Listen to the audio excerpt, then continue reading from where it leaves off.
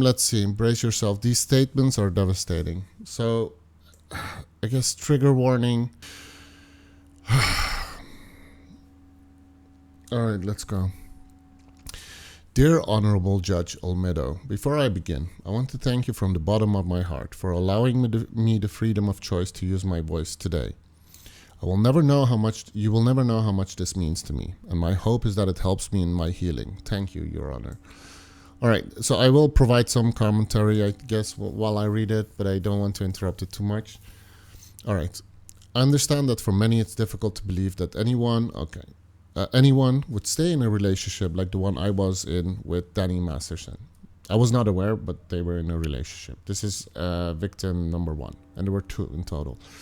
There might have been more, but he has been convicted for the 2, I think. That difficulty was at the forefront of my mind when I spoke to detectives. It was at the forefront of my mind when I spoke to the prosecutors. And it's at the forefront of my mind as I stand here today.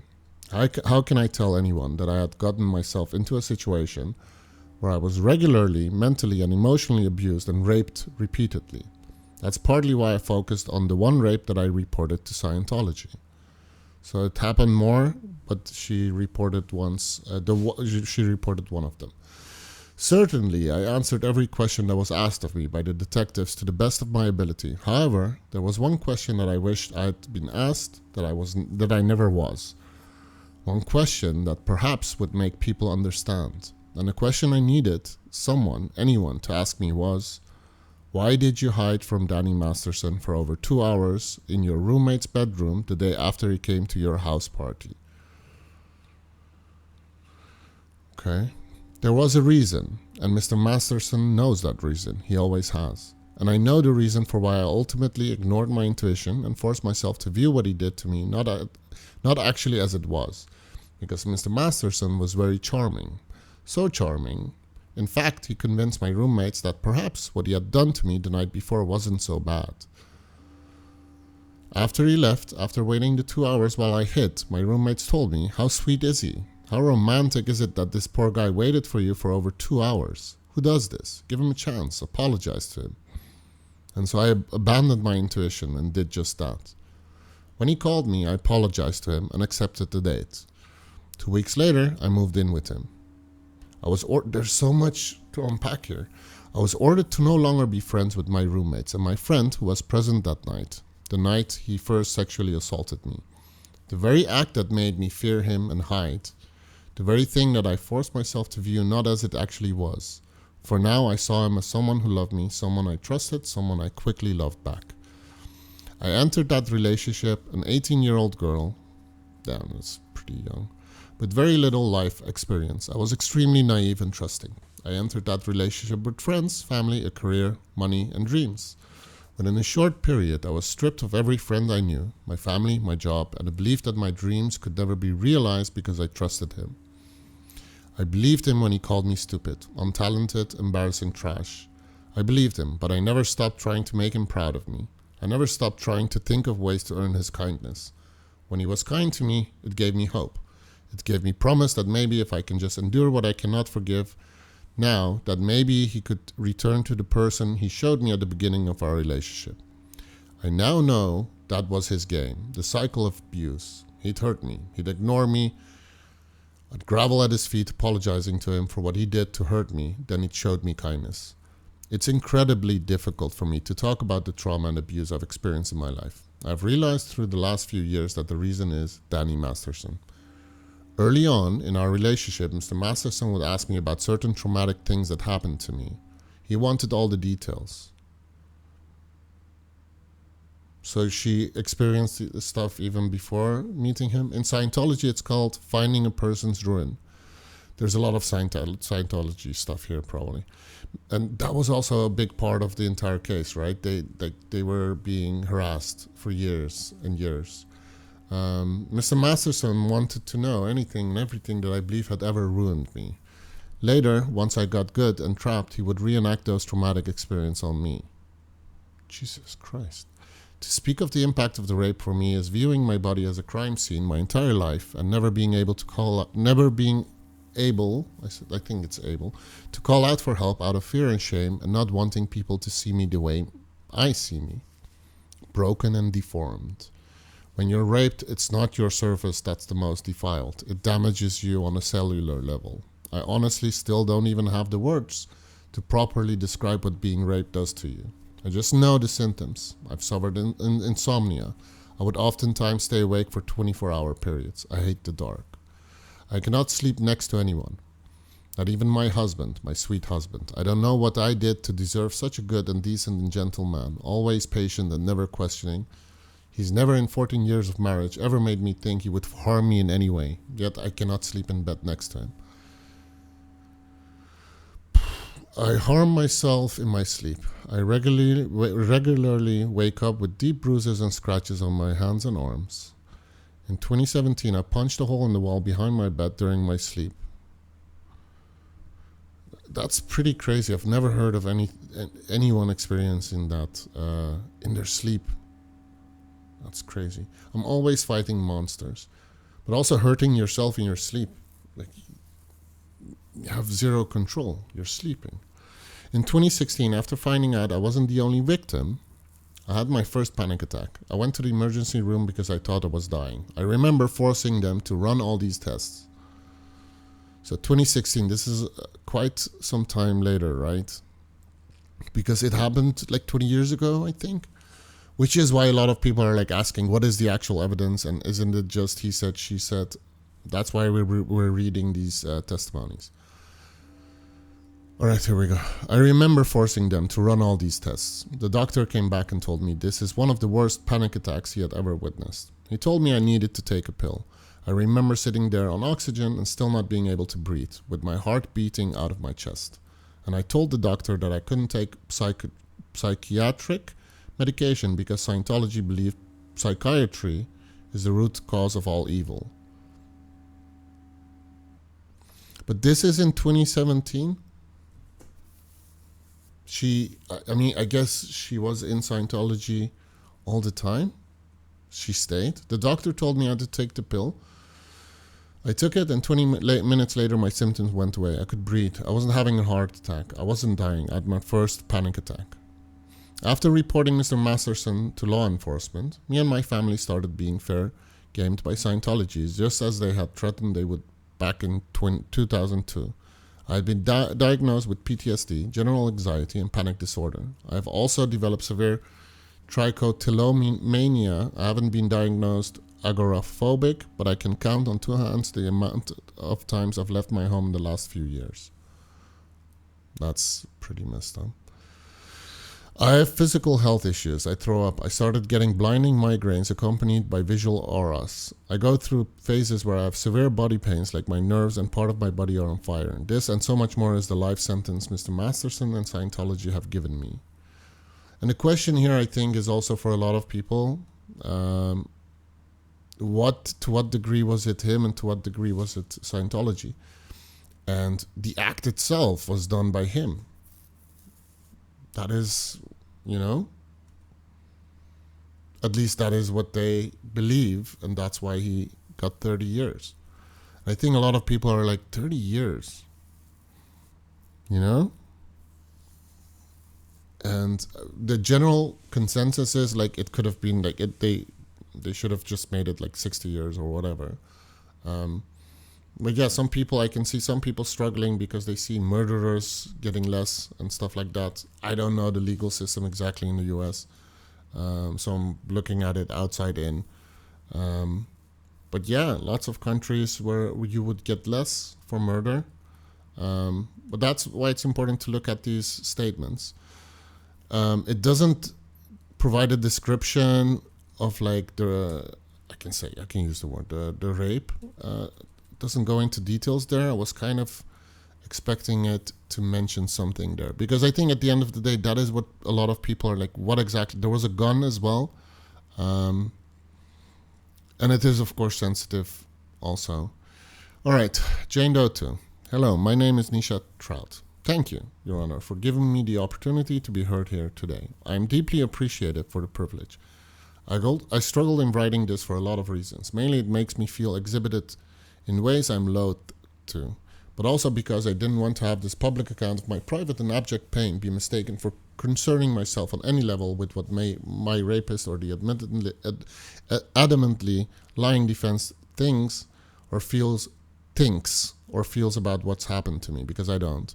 This is transcribed by this guy who was in the courtroom as well.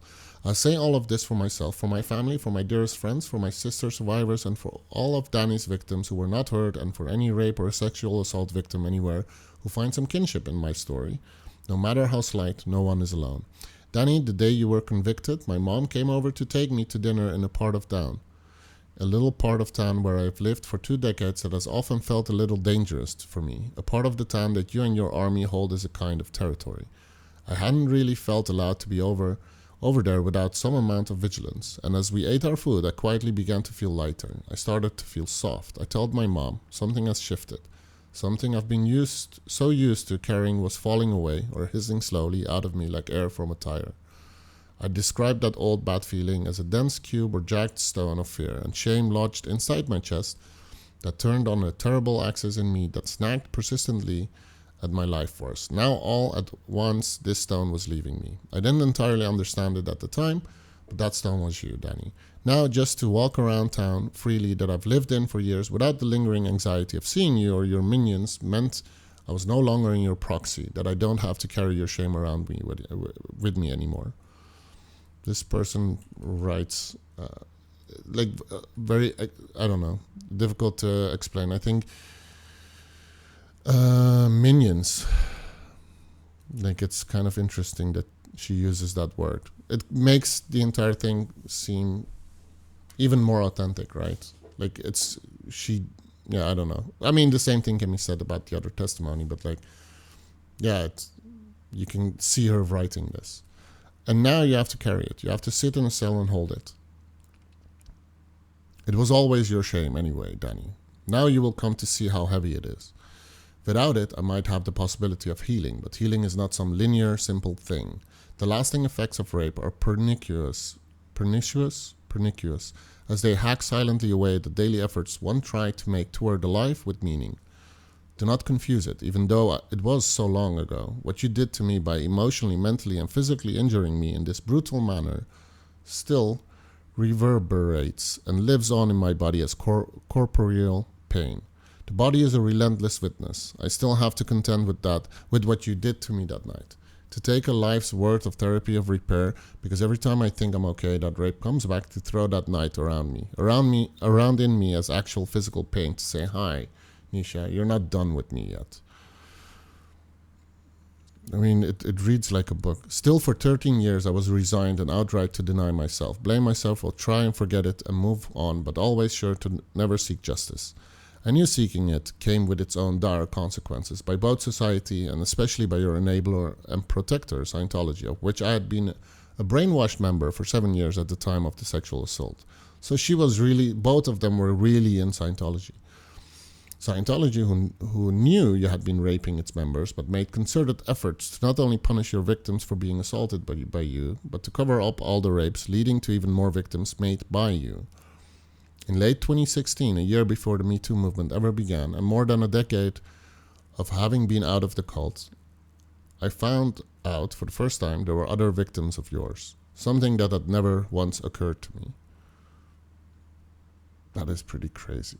Like, as an outsider, you would expect that someone that does something like that probably has done something like that as well to other people, but like, it's just such a huge thing that it doesn't even come up. But also because she was out of the Scientology church. And I was horrified, enraged, and then I could not let it go. I could not sit with this secret and tough it out, knowing you'd strike again, knowing the danger women were in and that many others needed justice too. In my heart, I had no choice but to come forward. And because of already having been threatened with Scientology's strict policies against reporting members to law enforcement, like, what the hell, and deliberately being shown their extensive policies in exacting ruinous punishment on defectors who speak out against its prized members. I can imagine that, prized members, yeah, there's a difference. They probably have a difference between They have levels, right? I decided to report my rape to law enforcement anyway, with the full understanding that my life could be demolished again in a new way for doing so. Yeah, the Scientology church, that's something that scares them as well. Like clockwork, since the week I came forward to police, I've been terrorized, harassed, and had my privacy invaded daily by the cult of Scientology for almost 7 years now. But I don't regret it. Being a truthful, sturdy person is its own reward. You wouldn't know. When you raped me, you stole from me. That is what rape is, a theft of the spirit. You disfigured my life. You stole some crucial pieces of my self-worth and lessened my capacity for joy. You made every part of me turn on myself, worst of all, for so many years afterwards. The rape deformed my capacity to trust others and warped my ability to discern danger or goodness appropriately, since life was now in the more active prison of hatred, shame, and fear you forced into me that night. And you were someone in my community who I peripherally knew that my close friends vouched for. Danny's a great guy, they said. The stolen trust part is the most crippling because now my internal gauge was broken. Whatever condition it was in before, you broke it completely. Think of trust like a gas tank light in a car. Mine doesn't work at all now. After the rape, I get into my life and start moving, but I couldn't tell what was going on in my interactions in terms of security or distance. I didn't know how far to protect myself, so I over or underdid it to the point of it breaking down all the time. That made life, which is at its core about connection of all kinds, untenable. Try, if you're brave enough at all, to truly see the scope of what you've done. See how it fractures a life. See it, own it. I can assure you that where you're going, all of your mechanisms for safety will be firing off at all times. When you raped me, you stole my ability to create any sort of real stability in my life. In innumerable ways for well over a decade, Danny. My relationship with boyfriends, family, friends were increasingly fraught and suffered from the distortion this event made of me. I had to go into such denial to survive it. I couldn't understand what was wrong with me. I became increasingly vexed and unstable. My promising acting career, which had been ascending nicely at the time, nosedived within a couple of months after the rape. My career never recovered and ended shortly thereafter. My life became cut with an invisible tension that made no sense to anyone around me. So what she said, so she was also acting. That just, then you probably, obviously if you're young, you want to go acting. Like, that is abuse of power as well, They know you're looking up to them and blah, blah, blah. They hope you can help them out. You can maybe teach them some acting stuff. Yeah. My life became cut with an invisible tension that made no sense to anyone around me. No one and nowhere felt safe. In hurting me this way, you also hurt the people who love me because everything is delicately connected. But you will likely never have the courage it takes to see how your actions affect other people. Your heinous attack on me snuck its way through my body and my experiences, so stealthily hijacking the life I was building diligently for myself. I have severe PTSD, recurring panic attacks, and waves of debilitating depression. It's true, I did have anxiety and insecurities before the rape, but I was still thriving, working and existing with a sense of normality. After you raped me, I stopped living and was in full-blown survival mode, 24/7. It is worth noting that since I know you take pride in hurting women, you never took my integrity. Nothing and no one ever could. Hear me, or don't, when I say you did this to me and all of your victims intentionally. You wanted my light. You steal woman's radiance. You treated us like we were less than trash, beneath you. But deep down, you coveted precisely those beautiful things in us that you could not find in yourself. Nicely written. That is why you try to destroy women's lives with such ferocity and delight. There's no other reason. You do it to fill the gaping abyss within you. Your affliction isn't interesting. Slap any label on it you want. Your emptiness and cowardice will be your true legacy. The way rape and many other traumas take shape in human beings years later is in the body again, or eventually. The mind refuses, but the body knows all. I have severe fibromyalgia that flares up whenever it pleases. For years, my muscles turn on fury, aching. The other, and these are impact statements, by the way, not victim testimonies, that can last days, weeks, or months at a time. So this is after the conviction. More recently, an entire year worth of pain so potent in my legs I could not walk. Since the rape, my intimacy with men was often riddled with issues and actual acute stabbing pain that can suddenly reappear from that night by you. This is a common issue for rape and sexual assault survivors. Psychosomatic pain. That part is by design. That is what you wanted me to feel as you pounded away despite my pleading, like I was subhuman. It only makes perfect sense that you named yourself DJ Donkey Punch. I don't get that thing. A sex slang term that implies vicious assault as well as a deadly act of rape? I saw someone mentioning this online. I have no idea what that is. You relish in hurting women. It's your addiction. DJ Donkey Punch. A sex slang term that implies vicious assault as well as deadly act of rape. What? I would have to dive into that one. But yeah. I do believe it's true what they're saying. I've not seen anyone say like that is not true, but I'm not familiar with the term. It is without question your favorite thing to do. You lived your life behind a mask as two people, but the real one sits here now for its reckoning. You are pathetic, disturbed, and extremely violent, and the world is safer with you in prison. I know you refuse to admit it to yourself, but I am a human being. I absolutely see you as a human, Danny, just missing the compassion or innate decency or any decency. I'd never want you to be raped or attacked in any way where you're headed now. I wouldn't wish rape on my worst enemy. I only wish for the impossible, for you to see yourself with searing clarity, to see all of your actions and sit there with the unassailable, deafening truth for as long as it takes to rehabilitate. I mean, 30 years gives them a lot of time to think about how he ended up there. I close now to say I have not in any way ruined your life, nor did I put you in prison. None of the incredibly brave, beautiful, strong women you raped who testified here put you in prison. There were only two, no? You, all by yourself, made all of the craven, abominable choices that put you squarely in this seat. It never once dawned on you that you'd be held accountable. You've glided easily through your life as a depraved criminal without consequence for so long that you thought not only the law didn't apply to you, but the karma had no eye on you either. You move in smugness and spite while the spirit of life itself watches you. You live and breathe without humility or tenderness in the gift of your life that God gave you, that God gives us all. Life is precious and fragile. Find your heart, earn something, read books, listen to the brightness of nothing and get well. I forgive you. Your sickness is no longer my burden to bear. That was really beautifully written. Not that it's important, but like that person is really good at writing as well. Both very impactful. I mean, it had an impact on them continuously. All right, so this is Jane Doe 1.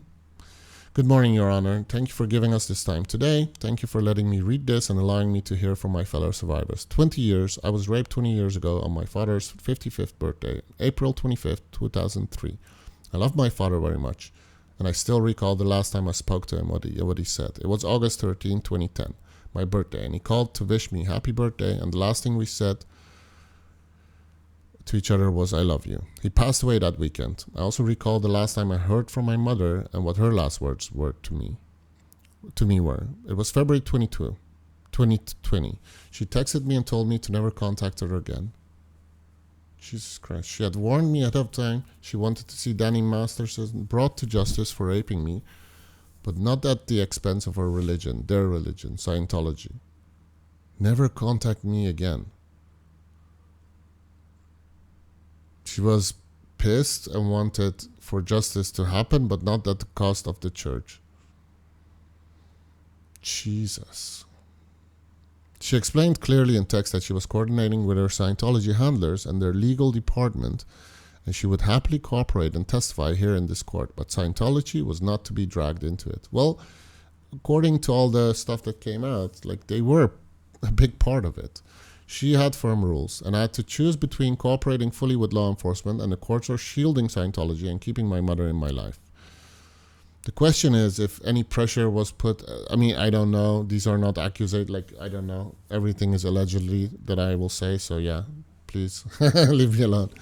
But, yeah, I think it's important that people they're judging something, that they actually have more information, so they, more information to process when they're forming an opinion about something. Whether the 30 years is a bit much or not, like, they have to dive into it a bit. I'm trying to facilitate that. But yeah, this is really messed up.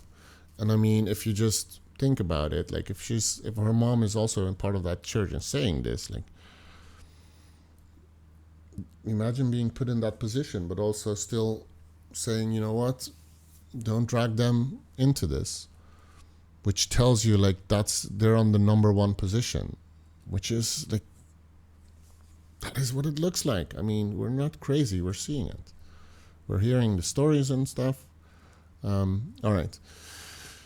To my knowledge, my mom is still alive, but not in my life, because the defendant raped me and I reported him to the police. That is strictly forbidden in Scientology. It is considered a high crime. And this past nearly 7 years after my case was reopened from my 2004 original police report, I fully cooperated in the investigations of the multiple rapes and victims that he was ultimately charged and convicted for. I have a letter of my mother's where she wrote to the leader of the Church of Scientology, David Miscavige, and I watched an interview, the only interview he ever gave to TV. I watched that. I might react to that one as well. And demanded justice for me. Even if it was just the Scientology version of it, a different version of justice.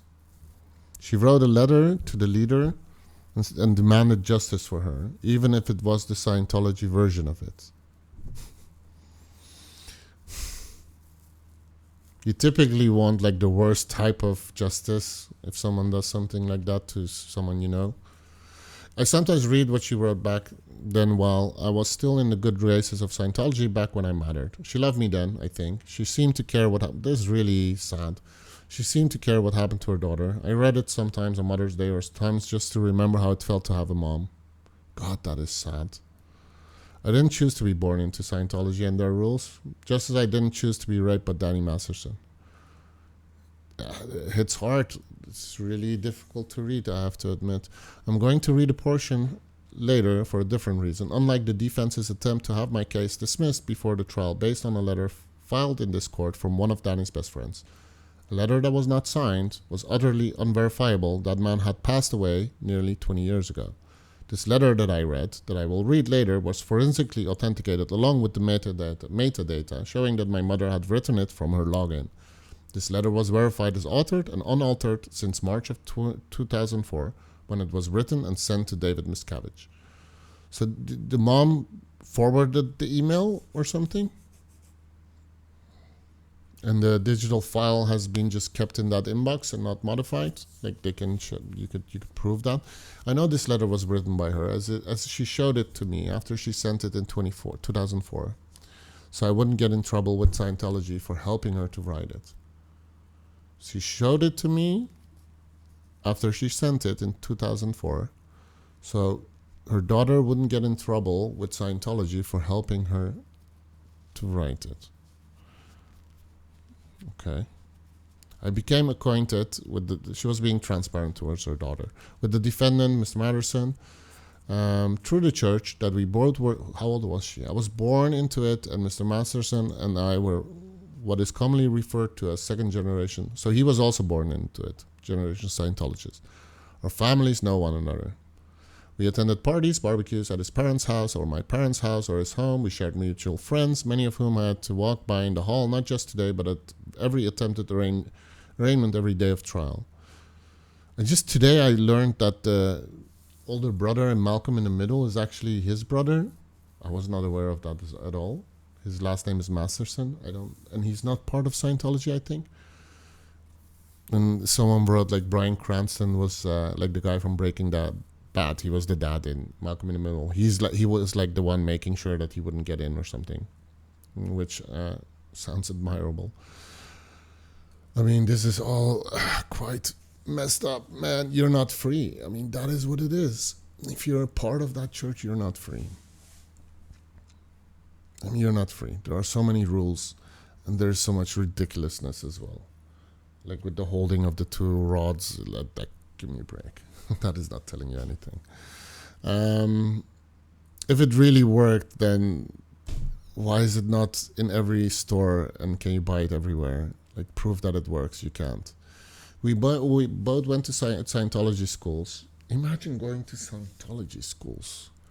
Jesus Christ. It was the only community I knew my whole life until I was raped by Mr. Masterson. April 24th, 2003. I worked half a day, picked up my daughter from her school carpool, dropped her off at my parents' house. I then packed an overnight bag and went to my friend Bree Schaefer's house. Wait. It was the only community I knew in my whole life until on April 24, 2003, I worked half a day, picked up my daughter from her school carpool, her daughter, dropped her off at my parents' house. Is she reading the letter? No. Okay, let's just read it. I worked half a day, picked up my daughter from her school carpool, dropped her off at my parents' house. I'm maybe confused a bit because of the dates, like it's all so long ago.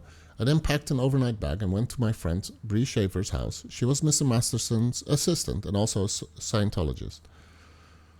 Yeah, I mean, they just hang out with other Scientologists, I guess.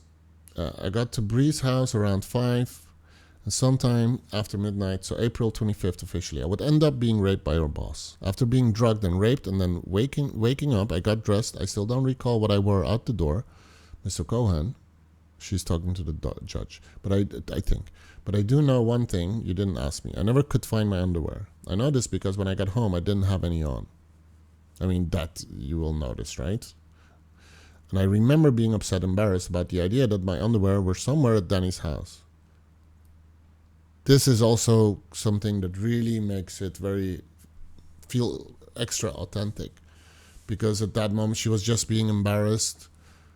Like, we get that, right? Like, certain things were being blocked, I guess. At some point, I recall making it downstairs that day to the exit of his house, to that front patio. I saw Luke Watson, Danny's best friend.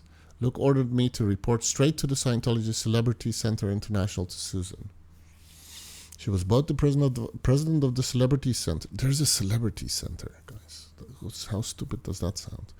Celebrity Center and Luke Watson's mother. Luke told me that Danny had been to CC that morning, that they were expecting me. So Danny had already talked to them. Luke wouldn't speak or help me, even as I begged him. He just kept repeating the demand that I report to the president's office. Imagine that. That's like, have you seen like the movie Equilibrium, where the kid is like reporting the parents? A spoiler alert. Like 1984 stuff. Like, imagine that. Like you're dealing with an AI or something, or they don't even seem human anymore. I mean, they are trained like robots.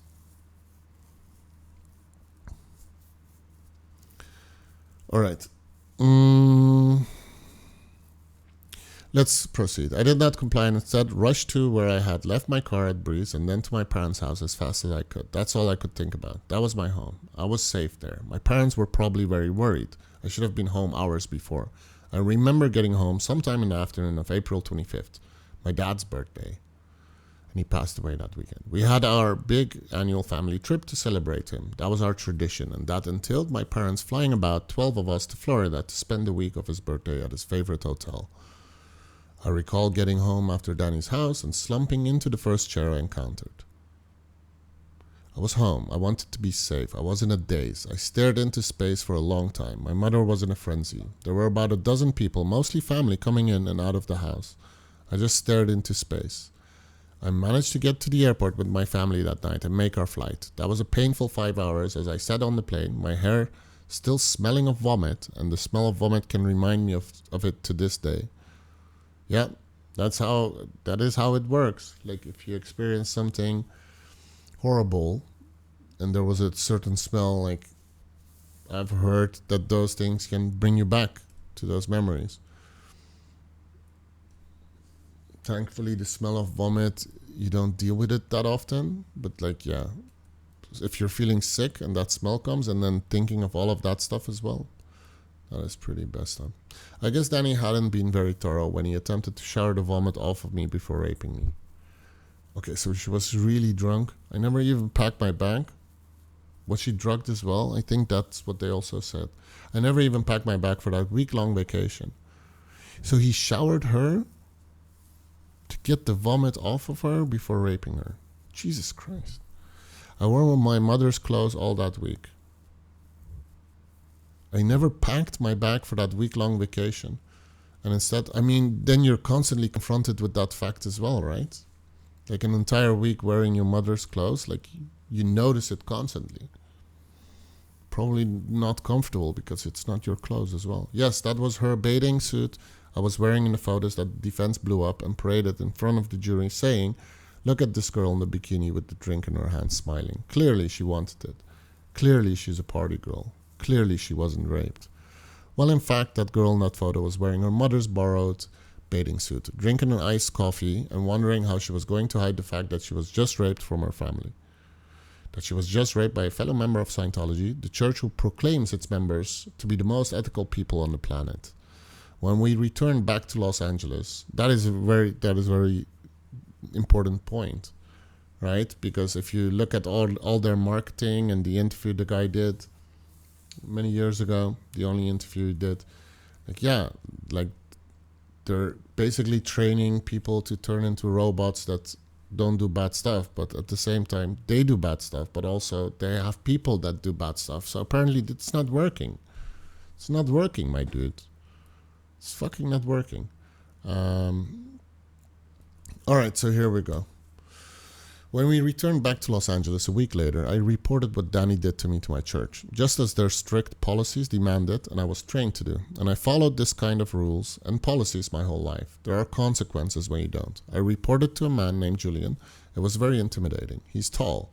He sometimes walks around the building with a stick in his hand, and he seemed to take pleasure of reminding me and others why he was allowed to have it and what he was permitted to do with it. What the fuck? This was the man who decided what I could write or not write and made it very clear Danny was untouchable. And again, don't say rape. This man had the power in Scientology. He held the power to expel me, to excommunicate me, should he find fit. He made my life hell from that day on. Danny was a celebrity and therefore heavily protected from Scientology. I spent a year following the policies of Scientology and went through everything Danny demanded and our church enforced. A year later, tens of thousands of dollars from my bank account paid to Scientology for dozens of hours of interrogations performed by...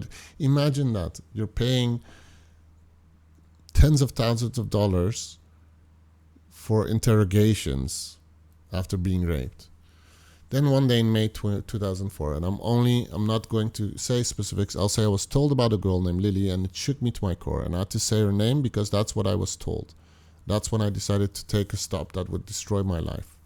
I knew Danny couldn't stop, so I reported my rape to LAPD in June of 2004. But before that, there was a meeting I was to attend with my rapist. As Danny demanded in April 2004, I was forced by Scientology executive Kirsten Caetano to sit across from him in a meeting at a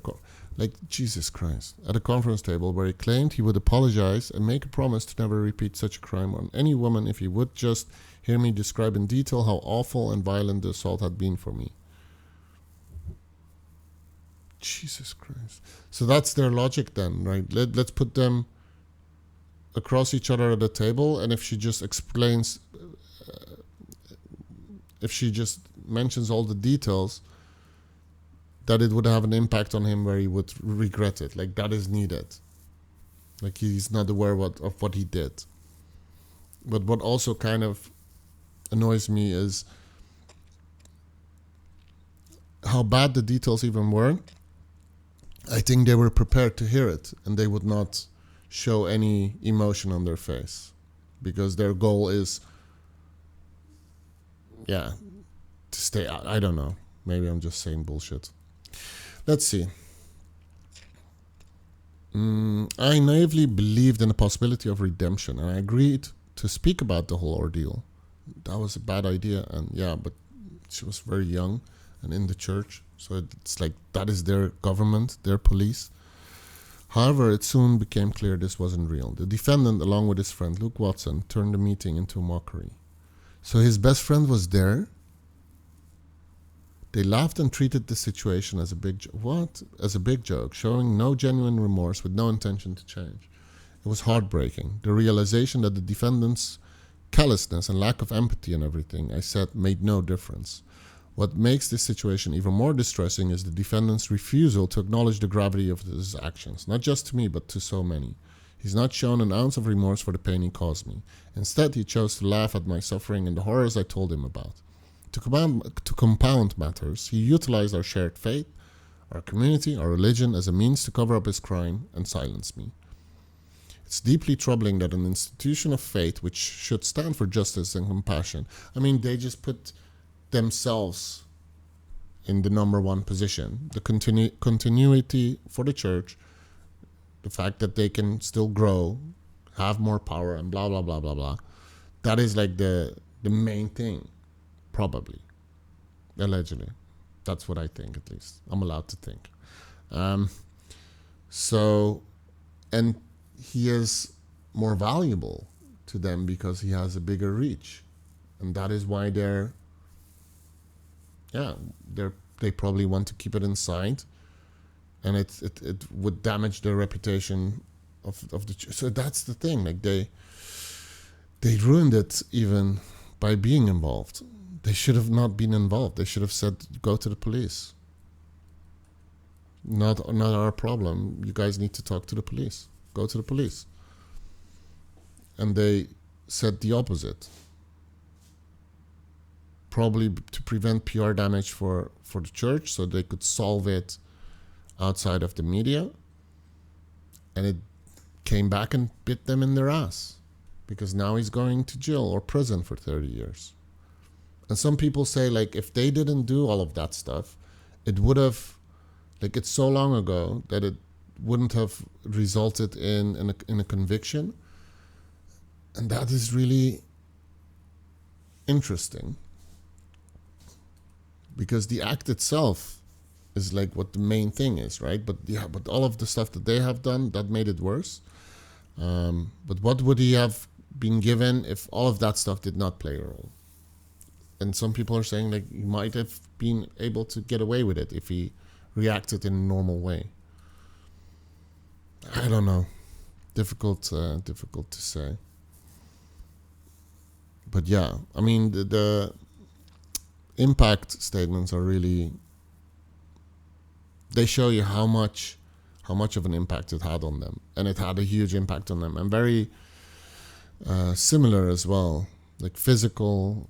Yeah. All right, let's continue. It's deeply troubling that an institution of faith, which should stand for justice and compassion, was manipulated to shield the perpetrator from accountability. The second time he laughed at me in that final meeting, as I was describing reaching towards the nightstand, I still remember him laughing and saying he was afraid I might knock over the lamp on his nightstand, and he loved that lamp.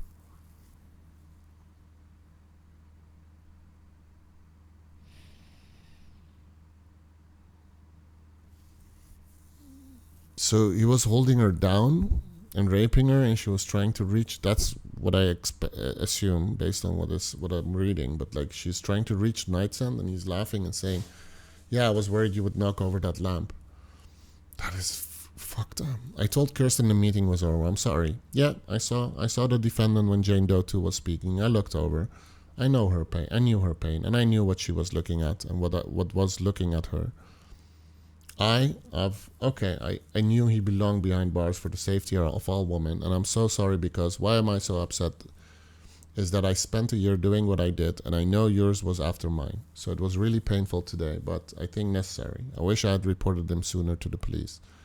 I knew he belonged behind bars for the safety of all women should they come in contact with him in an isolated setting, isolated from those who could protect them from him, isolated from those who now so easily claim they never saw that kind of behavior of the defendant. Like those letters that were sent. I mean, the main star from that 70s show, I forgot his name, he has a weird name.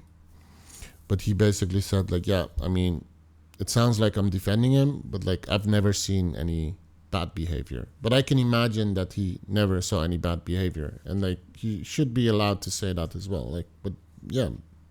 Maybe they didn't hang out that much. And it, like, one of them also said, like, he had two faces. Like, yeah.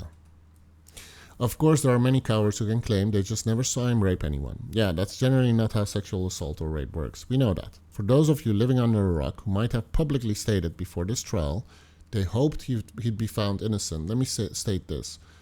I read that, and my own daughters could read that too. I have 3 daughters, but I wonder if Danny's co-star knows that Danny Masterson had my 9-year-old daughter's name put on an NDA and stated it forbid her to disclose anything to do with Danny raping or assaulting her mother, me. Jesus Christ. Yes, it was my child's name on it, and it includes her as a party and requires her to not to disclose it. The reason she knew about what this monster did to her mom was the monster himself arranged for the son of one of his friends, one of his homies, one of my daughter's classmates, to tell my daughter, to tell her, to shame her and say her mommy was a liar, and Danny didn't rape her mommy. I still remember the day I picked her up from school, and from the back seat my child asked, "Mommy, what is rape?" She was 9 years old. I mentioned that in my letter to the IGC. Is that a Scientology thing? I think so. I don't know. In September 2004, Danny had his attorney, Marty Singer. That is fucked up. Having one of the other kids. Did they talk in front of the kid, or did they even instruct the kid to say that to the daughter? That's messed up. Threatened me with what my daughter would read in the rag magazines at the grocery store line. Should I back out of signing the NDA that afternoon? How do I know it was Danny who arranged for my daughter to hear that? The rape, well, Danny came to the meeting with Kirsten from Scientology, and he opened up with admitting that what he did with my kid was just taking it too far, and that the church had him put money in my daughter's name to receive Scientology counseling to help her with her emotional upset. Jesus. I refuse. He smiled when he explained that he bought the little boy's entire box of fundraiser candy bars in exchange for that message being delivered to my child. That was like $100. He smiled when he explained that he bought the little boy's entire box of fundraiser candy bars in exchange for that message being delivered to my child. That message about not being... What? Really? What? They threatened, hey, you should sign that NDA, blah, blah, blah, and then that is like evil, cartoon evil. That is like, what? He smiled when he explained that he bought the little boy's entire... So he bought Jesus Christ. $100 for someone like him? It wasn't easy. Every step of the most recent police investigation into the crime of the past 7 years, it's been filled with attempts to silence us all, to intimidate us, and even obstruct. Danny had his attorney, Marty Singer, let me know I was in serious breach of the NDA that I was forced to enter in 20 years ago. The NDA explicitly stated it had to do with rape and assault, not just an NDA, and of all the steps I must take to make sure Danny and his team knew if law enforcement ever came sniffing around this whole crime, or if I intended to initiate recontact, and I was to send a certified letter to an address to Marty Singer. Well, I'm here today to say I did not govern myself accordingly. I went to law enforcement. I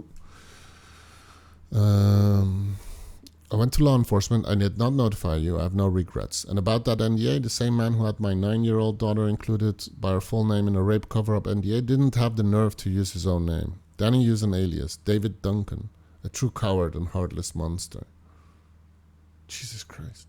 Testifying in court was not easy. From day one of his appearance in September 2020, he packed the halls with his neighbors and so many of the people who covered for him. There was a South African man who assaulted me, and when I was a teen training in Scientology headquarters in Florida, he came to court despite my protests, and he was aware of him. And he did not what he could to intimidate and harass me. There was the defendant's sister in the bathroom. When I had my panic attack on the stand and I ran to the bathroom with my CA, advocate, Rosario, she was in the bathroom, but we didn't see her feet. The room was cleared for jurors, we thought. I pressed my face against the tiles. I just read about this.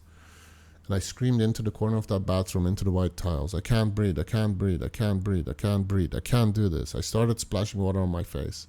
It was pouring down my face and my hair. And then I see one black loafer and a second come down, and the door opens. What?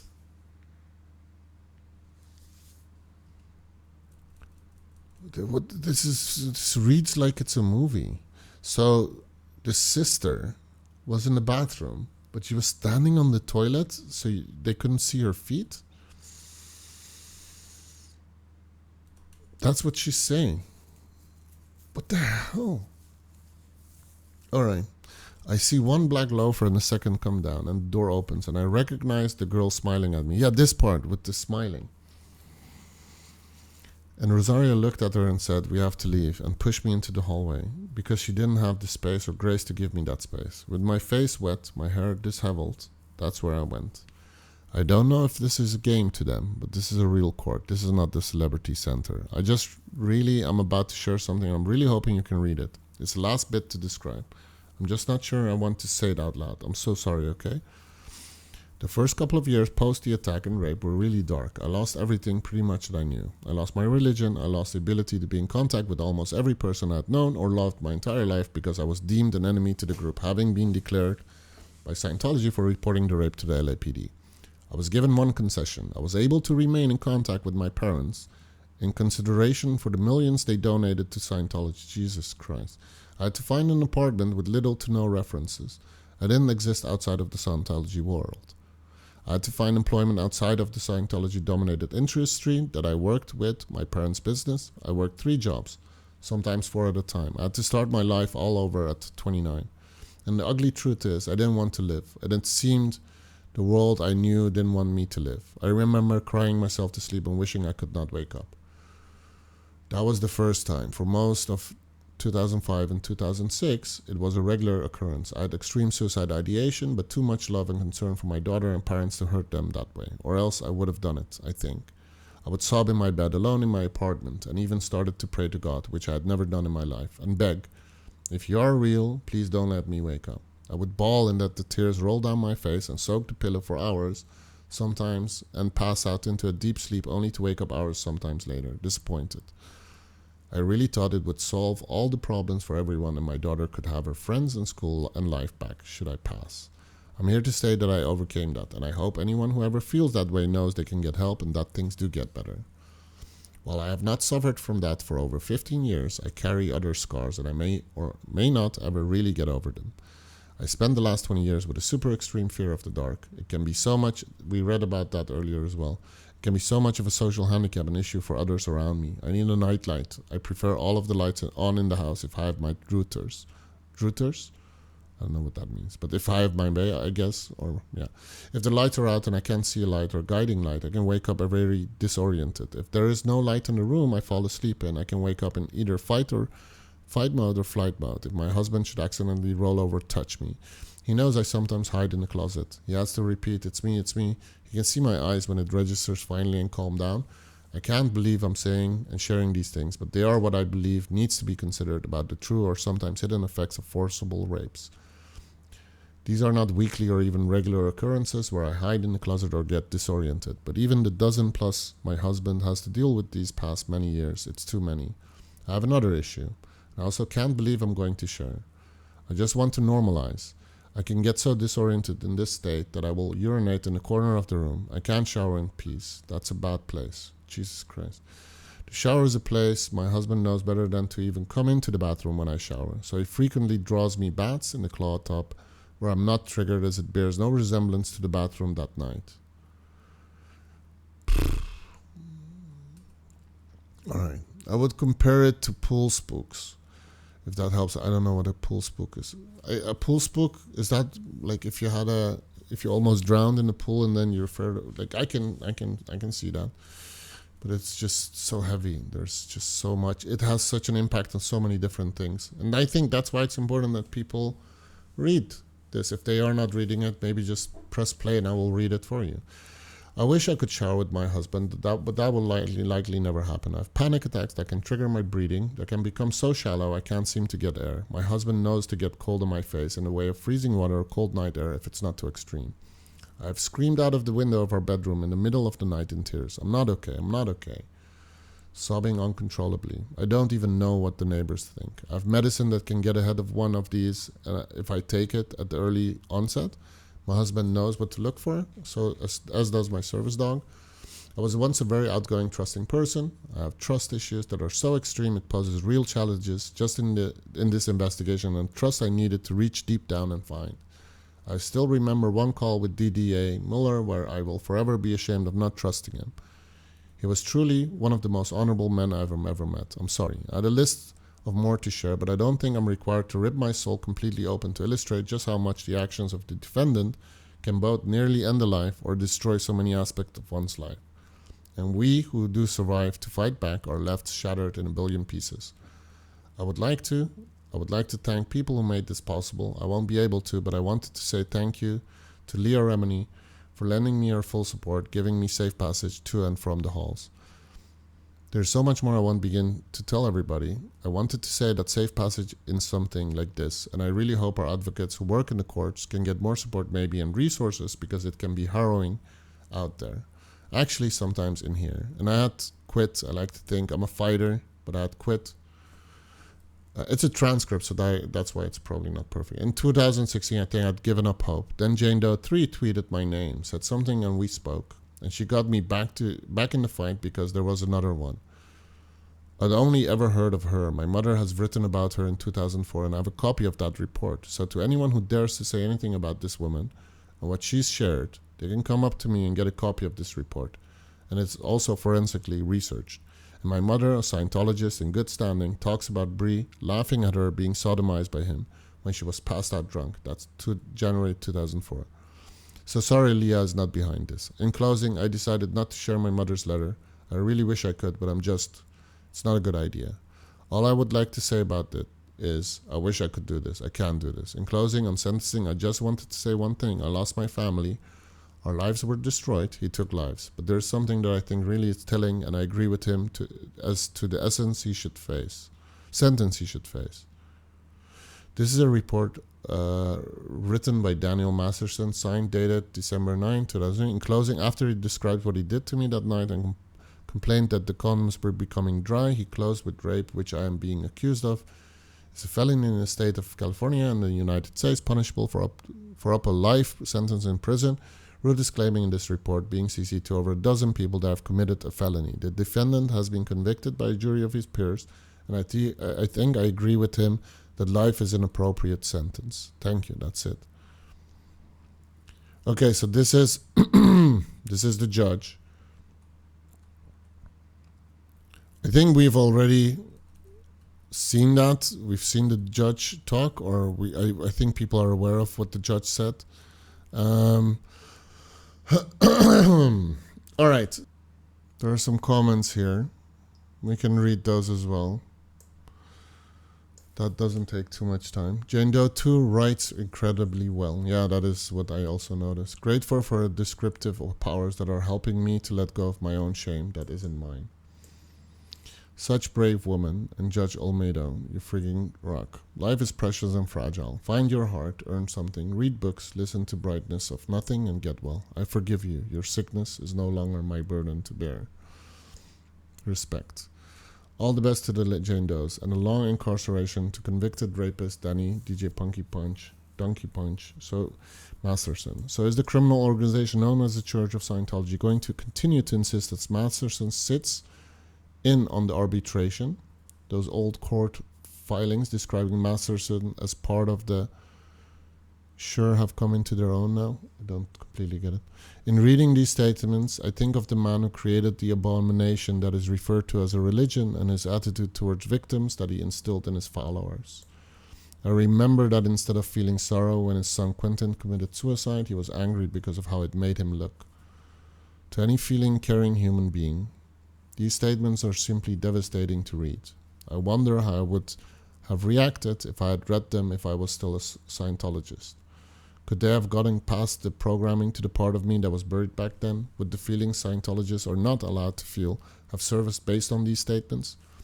I would like to believe the answer would be yes. I would like to believe that members of Danny's posse who read this understand. I would like to believe that perhaps even a little of it got through to Danny. However, the brainwashing goes deep. I wonder. Last comment. I think the Masterson trial has far-reaching after effects regarding cults and how they breed criminals who game the system. Masterson was empowered to be a narcissist, empowered on how to lie convincingly, and empowered on how to dominate surreptitiously, creating victims who feel powerless. He's hardly the first destructive criminal scam artist coming out of Scientology. Let's start with Hubbard and his vision of rape.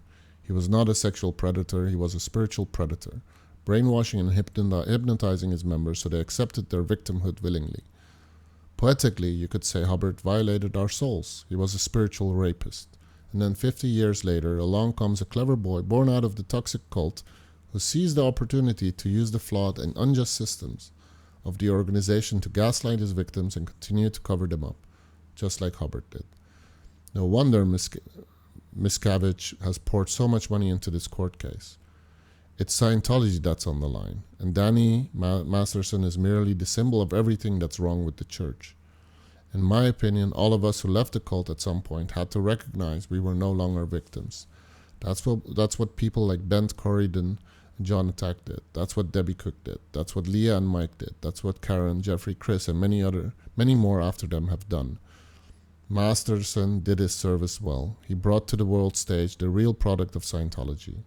He is a cowardly, abusive, manipulative, arrogant, gaslighting criminal.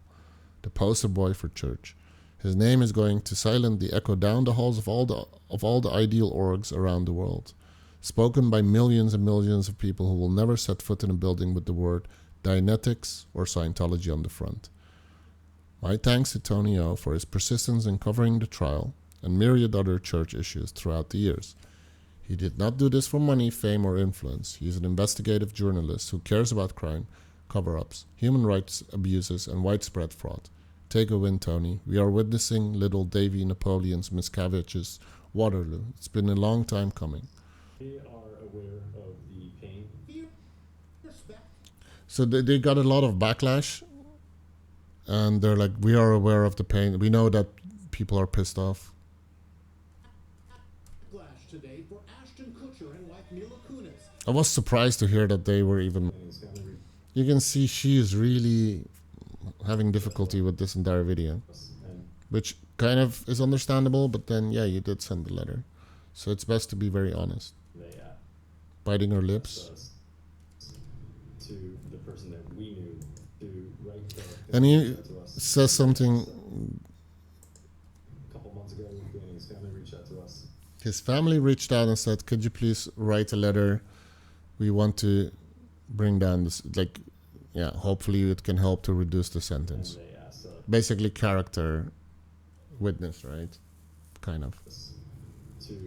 It's really difficult for him. But yeah, you did send the letter. Write character letters to represent the person that we knew. To represent the person that they knew. But like, yeah, but then you're still kind of ignoring what he has done. That has an influence, right? If you're friends with someone and they did something like this, can you still be friends with that person if they actually did this shit? So that the judge could take... That is a long time. They have known each other for a very long time. ...into full consideration. And it's very interesting how, like, she jumps in and takes over. ...relative to the sentencing. The letters were not written to question the legitimacy... I mean, this is really script reading. ...of the judicial system or the validity of the jury's ruling.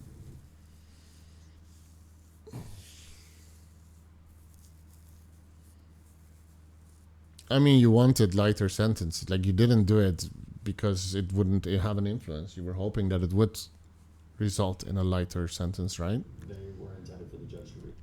They were intended for the judge to read. And what you're saying is basically like, yeah, you guys shouldn't have seen it. And this is a weird dynamic here. They look at each other. They were intended for the judge to read. Like, you guys were not supposed to read it. That's obviously not what he's trying to say. But, like, he's just explaining what the idea was. But then, like, why is there an issue with other people reading it? If this is actually how you think about the guy and you're trying to get a lighter sentence, I guess, allegedly or whatever. Yeah, man. Only for the judge to read is kind of weird. Dear Ashton, I know the secrets your role model keeps for you. Ones that would end you. Did you forget I was there? You were on speakerphone that night. You called Danny on February 21st, 2001. I heard everything. I heard the plan. In my opinion, you're just as sick as your mentor. So, here's the story that I found out by watching videos or whatever. So he was dating someone and they were planning to go out. They were planning to go to a party, and then he went to her house.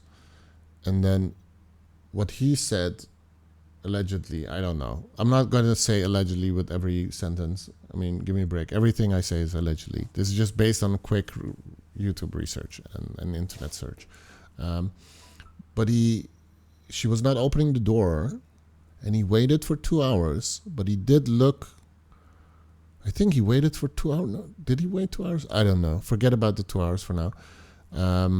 But like he looked through the window. I think he waited for quite some time, but he looked through the window. He saw some red wine on the floor, which is a really odd thing to see. And like the door did not open, and the car was still there. And he was like, maybe she's upset because I was late. And then he went to the party. So this is referencing that same day. And we do not know what exactly it's referencing. But if we have to, brainstorm a bit and think about what it means, what it could mean, we don't know if that is the actual meaning, but okay, let's proceed. What it could mean is that he called plan. So what people are alleging now is that he actually in fact did go inside and see that she was murdered, and that he went outside and called people from the church, and that they called Danny, apparently, like, what should I do? What the fuck? Something like that. And then Danny had him on speakerphone, which if someone is talking to you about this stuff, like not telling them that you're putting them on speakerphone, and they just assume that you're the only one hearing it, and she's saying like, I heard it as well. And then what people are alleging is that he went to the party, that he was advised to just go to the party and to say like, yeah, she didn't open, that's the reason why you have my fingerprints on the door and this and that. And people are claiming, well, by doing that and lying, like the killer was able to kill even more people. I don't know. It is quite the rabbit hole. But here's what you want to, like, if you think about this scenario, imagine if they really teach you, right? Like, yeah, you come to us. If something bad happens, you come to us. And something like that happens, if you do decide to call them, which is what they teach you as a kid. I think he was there. He has been part of the church for a long time, I think. I don't know. But regardless, like they were advising him, as soon as you reach out, as soon as you call, there is a big chance that they will just say, you know what, we're going to take care of this. Why would they tell people, let us reach out to us first before going to the police? And is that really what happened? I don't know. But this person is saying speakerphone. So that is what people are now alleging. Which obviously is really messed up. If that is true, instead of going to the police, like, that is quite... He testified as well, right? Under oath, I think. So, yeah. That is crazy. Completely different thing, but like, it just makes you think about, imagine standing there, you see something like this has happened, and that you call them, and you're following them, following their lead. They're telling you what to do. And maybe also all the years after that, realizing like this could maybe eventually come back to haunt me. And we don't know if this is true. We're filling in a lot of blanks. But that is quite a thing to say. And also, like, she was pissed. She's one of the victims. And when she found out about the letter and stuff, like, I can imagine something pissing you off to such a degree that you think, you know what, I have something to say. I have something to say. And Philip DeFranco guy covers this as well, and he says, well, the killer has been caught and blah, blah, yes, that seems to be true. But it is not insignificant. If it is true, that he didn't call the police, but he called other people for advice, that is pretty damning. But can it be proven? Like, that phone call is probably not recorded. But if they can get an affidavit, is that it? Like, they can check their records maybe. But even then, what does it say? There's just someone claiming. I don't know. It's just, what the fuck? What the fuck is going on? But also, like, I think the focus after all of this should really shift towards the Scientology church and how these type of things are really messed up. And yeah, it's really messed up. It's really messed up. Like, come on. The holding the things is bullshit. There's so much bullshit. But also just the pressure. And it just feels like they're living in like a movie. And yeah, there are some people there that are considered higher value.